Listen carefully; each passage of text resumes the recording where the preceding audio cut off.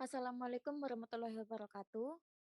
Perkenalkan, kami dari anggota kelompok 2 ingin mempresentasikan mengenai hasil diskusi kami dari mata kuliah perdagangan internasional dengan topik teori standar perdagangan internasional.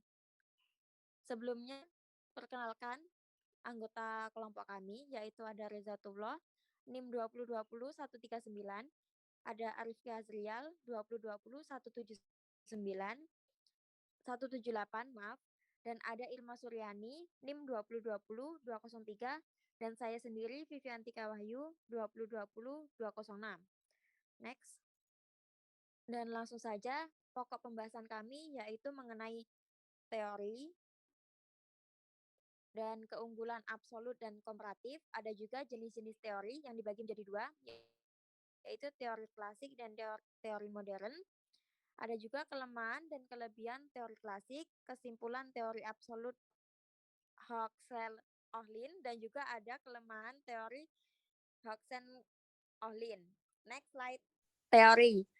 Teori dan kebijakan perdagangan internasional merupakan aspek mikroekonomi, ilmu ekonomi internasional, sebab berhubungan dengan masing-masing negara sebagai individu yang diperlakukan sebagai unit tunggal, serta berhubungan dengan harga relatif satu komoditas.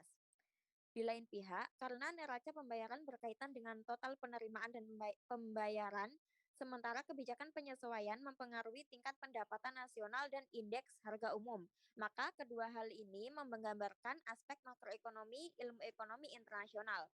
Next. Materi selanjutnya akan disampaikan oleh rekan saya. Silahkan. Baik, selanjutnya yaitu keunggulan absolut. Filsafat ekonomi yang dikenal sebagai merkantilisme menyatakan bahwa cara yang terpenting bagi suatu negara untuk menjadi kaya dan berkuasa adalah mengekspor lebih banyak daripada mengimpor. Selisihnya akan diselesaikan dengan pemasukan dari logam-logam mulia sebagian besar dari emas.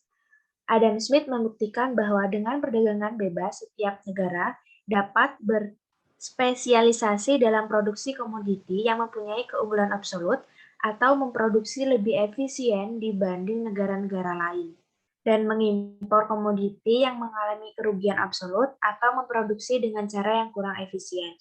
Selanjutnya yaitu keunggulan komparatif. Ricardo menyatakan bahwa sekalipun suatu negara mengalami kerugian atau ketidakunggulan absolut dalam memproduksi kedua komoditi jika dibandingkan dengan negara lain. Namun, perdagangan yang saling menguntungkan masih dapat berlangsung. Negara yang kurang efisien akan berspesialisasi dalam produksi ekspor pada komoditi yang mempunyai kerugian absolut lebih kecil. Next. Selanjutnya saya akan menjelaskan tentang jenis-jenis teori perdagangan internasional menurut asumsi teori klasik. Sedikit saya jelaskan yang pertama yaitu dua barang dan dua negara. Asumsi ini bisa dikatakan menyederhanakan permasalahan dalam perdagangan internasional, sehingga jauh dari realistis apalagi zaman sekarang ini, di mana negara yang tertutup atau tidak melakukan sama sekali perdagangan dengan negara-negara lain dan tidak ada terkecuali hanya Korea Utara. Namun dengan asumsi ini, dasar pemikiran teori-teori klasik dapat lebih mudah dipahami. Selanjutnya, dengan memakai kerangka analisis dari teori-teori klasik tersebut, isu-isu aktual yang terkait dengan perdagangan internasional dapat dianalisis dengan kasus lebih dari dua negara dan dua barang. Selanjutnya yang B yaitu nilai atas dasar biaya tenaga kerja yang sifatnya homogen. Jadi nilai suatu barang itu tergantung hanya atas biaya tenaga kerja, yakni jumlah tenaga kerja dalam jam atau per hari kerja yang dibutuhkan untuk memproduksi dikali upah per pekerja.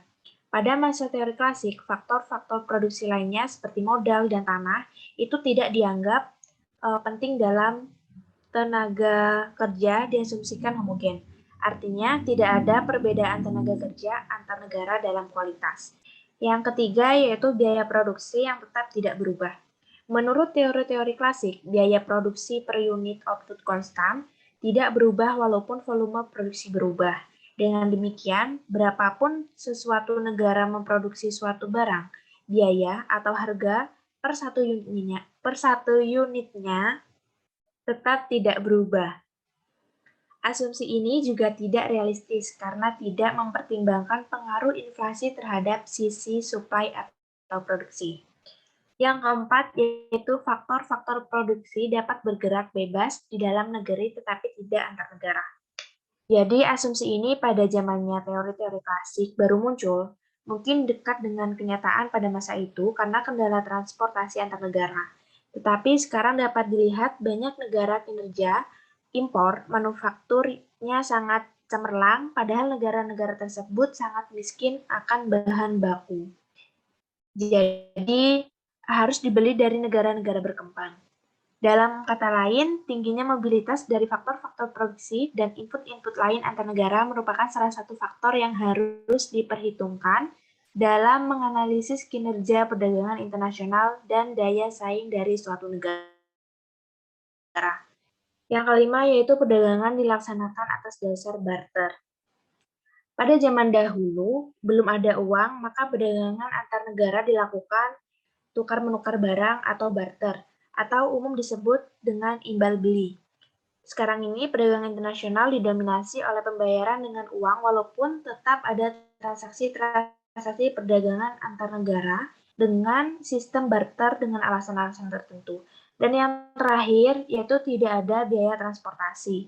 Ini juga merupakan penyederhanaan dari masalah karena dalam kenyataannya biaya transportasi sangat mempengaruhi harga jual dari suatu barang ekspor, yang berarti juga daya saing dari barang tersebut dan akhirnya pertumbuhan ekspornya itu walaupun harus diakui bahwa dengan kemajuan teknologi dalam transportasi, biaya transportasi menurun dan jauh lebih rendah jika dibandingkan dengan 30 tahun yang lalu. Selanjutnya akan dijelaskan oleh Rezatullah. Baik, kelemahan dan kelebihan teori klasik. Yang pertama, kelemahan. Kelemahan dalam teori Adam Smith yaitu perdagangan hanya terjadi dan menguntungkan kedua negara bila masing-masing negara memiliki keunggulan absolut yang berbeda. Bila hanya satu negara yang mempunyai lebih dari satu keunggulan absolut, maka tidak akan terjadinya perdagangan internasional yang menguntungkan. Kelemahan teori ini ditutupi oleh teori David Ricardo dan teori keunggulan kooperatif atau comparative advantage, baik secara cost coefficient maupun productive coefficient. Teori David Ricardo disebarkan pada nilai tenaga kerja yang menyatakan bahwa nilai atau harga suatu produk ditentukan oleh jumlah waktu atau jam kerja yang diperlukan untuk memproduksinya. Yang kedua, kelebihannya. Suatu negara akan memperoleh manfaat dari perdagangan internasional jika melakukan spesialisasi produk dan mengekspor barang di mana negara tersebut dapat memproduksi relatif lebih efisien serta mengimpor barang di mana negara tersebut memproduksi relatif kurang atau 14 tidak efisien. Next, selanjutnya, teori modern. Teori hacker only. Hacker only dalam teori mengenai timbulnya perdagangan menganggap bahwa negara dicirikan oleh bahwa faktor yang berbeda sedangkan fungsi produk di semua negara adalah sama. Menurut teori HO, tiap negara akan berspesialisasi pada jenis barang tertentu dan mengekspornya yang bahan baku atau faktor produk utama berlimpah atau harga murah di negara tersebut dan mengekspor barang-barang yang bahan baku atau faktor produksi utama langka atau mahal. Next, selanjutnya akan dilanjuti oleh kawan saya. Kesimpulan teori Hedge-Rohlin. Yang pertama, harga atau biaya produksi suatu barang akan ditentukan oleh jumlah atau proporsi faktor produksi di masing-masing negara. Harga atau biaya produksi suatu barang itu akan ditentukan oleh masing-masing negara itu sesuai proporsi faktor produksi di masing-masing negara tersebut. Banyak kecilnya, besar kecilnya suatu harga itu tergantung biaya produksi. Yang kedua, keunggulan komparatif dari suatu jenis produk yang dimiliki masing-masing negara akan ditentukan oleh struktur dan proporsi faktor produksi yang dimilikinya. Ini juga sama, keunggulan komparatif dari dua barang atau dua jenis produk yang berbeda di masing-masing negara itu juga ditentukan oleh struktur dan proporsi dari faktor produksi yang dimiliki di masing-masing negara. Yang ketiga, masing-masing negara akan melakukan spesialisasi produksi dan melakukan ekspor karena memiliki faktor produksi yang relatif banyak atau murah. Jadi, misalkan negara Indonesia ini memiliki banyak sekali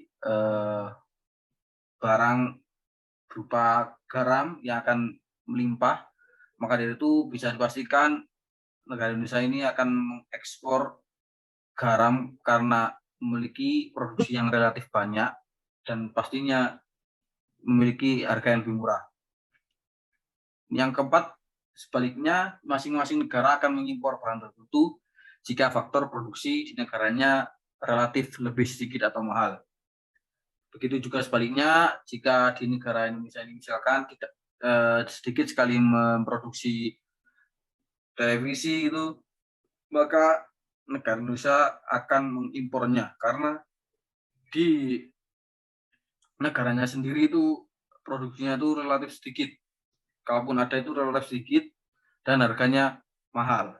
Kelemahan teori Hertzsprung adalah yang pertama, menurut teori ini perbedaan harga barang sejenis dapat terjadi jika adanya perbedaan jumlah atau proporsi faktor produksi yang dimiliki di masing-masing negara. Dengan demikian, jika jumlah atau proporsi faktor produksi yang dimiliki masing-masing negara relatif sama, maka tidak akan terjadi perdagangan internasional. Menurut teori ini tuh perbedaan harga barang yang dimiliki di masing-masing negara itu misalnya memiliki jumlah atau proporsi faktor produksi yang hampir sama dari segi harga atau barangnya, maka tidak akan terjadi perdagangan internasional. Yang kedua, akan tetapi pada kenyataannya meskipun jumlah atau proporsi faktor produksi yang dimiliki masing-masing negara sama, sehingga harga barang sejenis pun sama, ternyata tetap terjadi perdagangan internasional. Meskipun dua barang dari masing-masing negara itu memiliki faktor produksi yang hampir sama, relatif sama, dan juga sejenis, ternyata tetap terjadi perdagangan internasional.